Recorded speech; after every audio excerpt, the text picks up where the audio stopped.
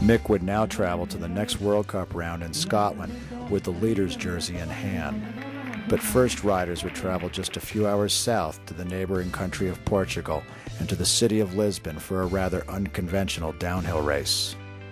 Instead of dirt and mountains, riders raced down the streets of historic downtown Lisbon, Portugal.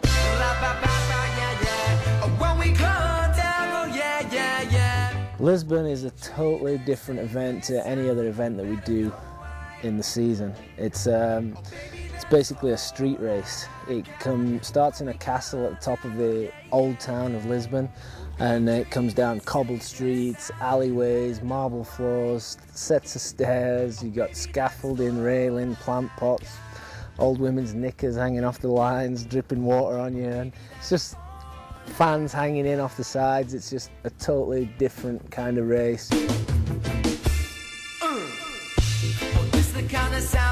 When you're starting like in town, like at the top in like all these sort of historical like place, and everyone comes out like pouring out, like watching out the houses and stuff through the windows, and it's cool, like down the steps with the dogs running everywhere and stuff.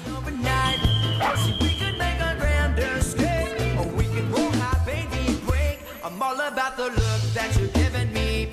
I'm all about the dance moves you're letting free. Well, I'm all about a sweet sounding loving spree. So listen for my melody, and maybe I'm caught up in the thing that you know I like. You check it one time, baby, overnight. See, we could make a grander escape, or we can roll high by the way. So many people come out to watch, fully televised. Just really cool atmosphere, and all the people they're watching, like there's thousands upon thousands of people they're watching, and they all think you're just, you know, they think the riders are rock stars kind of thing, so it's a bit of a different atmosphere to what we're used to. The Lisbon track is actually pretty hard to race. I mean, I think you really need a bit of experience there. You only get limited amount of practice. And it's just a cool race where you can get really inside the city and the people can see exactly what we're all about. People who've never seen people riding downhill bikes come out and watch the race, and they love it. They're nuts. When we race in the street with big bikes, you know, like people, they think we're crazy. For us, it's just normal. But for these people, they only see soccers and TVs, and you know, they don't even know that a sport like this exists.